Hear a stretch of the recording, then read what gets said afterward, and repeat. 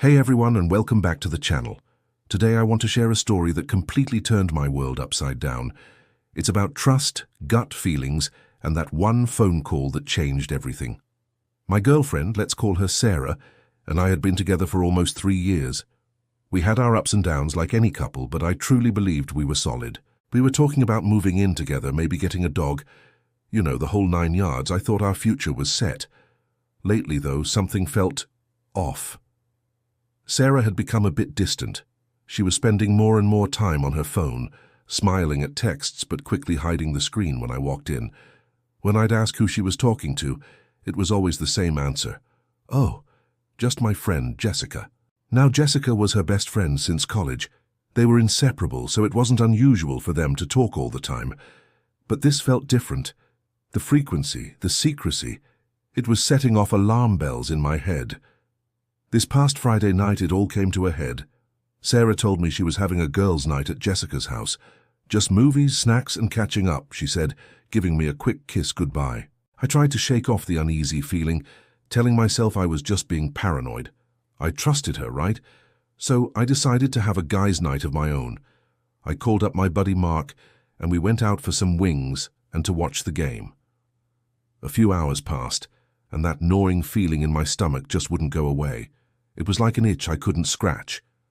I tried to ignore it, focusing on the game, but my mind kept drifting back to Sarah. Around 10 p.m. I sent her a simple text. Having fun? Love you.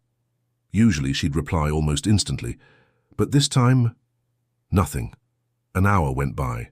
Still nothing. Now my anxiety was kicking into high gear.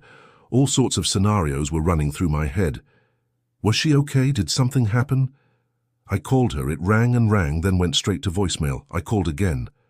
Voicemail. My heart started pounding. This wasn't like her at all. Even if her phone was on silent, she'd usually see the missed calls and call back. Mark could see I was getting worked up. Dude, chill out, he said. She's probably just deep in a movie and left her phone in another room. It happens.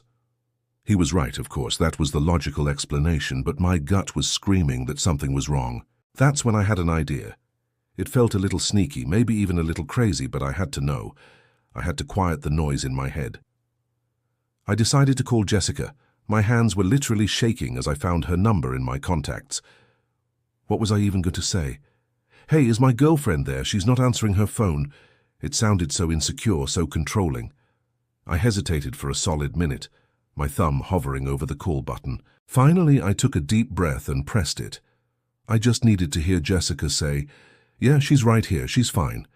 And then I could relax and feel like an idiot for worrying. The phone rang twice, and then Jessica picked up. "Hello?" she answered. She sounded a little sleepy, like I'd just woken her up. "Hey, Jessica. It's me," I said, trying to sound as casual as possible. "Sorry to call so late. I know you guys are probably in the middle of a movie." There was a pause on the other end of the line, a long, confusing pause. Then she said the words that made my stomach drop to the floor. "What are you talking about? Sarah's not here. I haven't seen her all day. I'm just at home about to go to bed." I felt the air leave my lungs. It was like being punched in the gut. Everything went quiet except for a loud ringing in my ears. "What? Are you sure?" I stammered, my voice barely a whisper. "She told me she was at your house for a girls' night." Jessica sounded confused, then concerned. "No, we didn't have any plans tonight. She mentioned maybe doing something tomorrow, but definitely not tonight. Is everything okay?" I couldn't even form a sentence. I mumbled something like, "Yeah, sorry to bother you, my mistake," and hung up the phone. I just sat there staring at the table.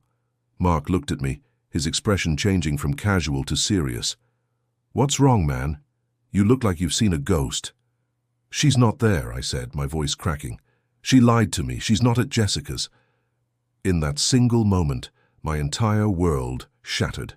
The trust I had built over 3 years crumbled into dust. It wasn't just a small white lie.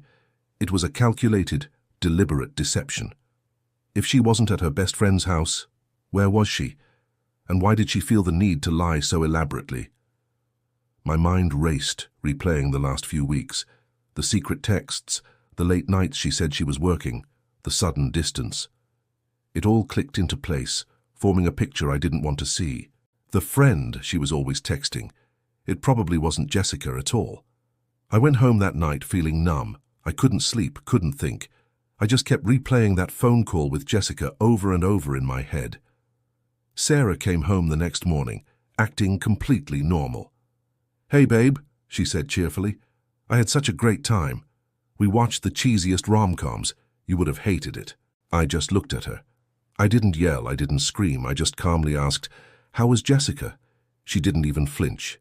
"Oh, she's good. She says hi." And that was it. That was the moment I knew for certain that it was over. The ease with which she lied to my face was more painful than the initial discovery. I told her I had called Jessica. The color drained from her face. The truth, ugly and painful, finally came out. It's been a few months since that night. Breaking up was one of the hardest things I've ever had to do, but that one phone call, as painful as it was, gave me the clarity I needed. Sometimes your gut feeling is trying to tell you something, and ignoring it is the biggest mistake you can make. It taught me that a relationship without trust is just an empty room. It's been a tough journey of healing, but I'm getting there, one day at a time. This experience, as awful as it was, taught me the immense value of honesty and communication. And it taught me to always trust my instincts. Thank you so much for listening to my story. I know it's a bit heavy, but I felt it was important to share. If you've ever been in a similar situation, know that you're not alone and that things do get better. If you liked this video or could relate, please give it a thumbs up and consider subscribing to the channel for more stories. Hit that notification bell so you don't miss anything. Thanks for being here, and I'll see you in the next one.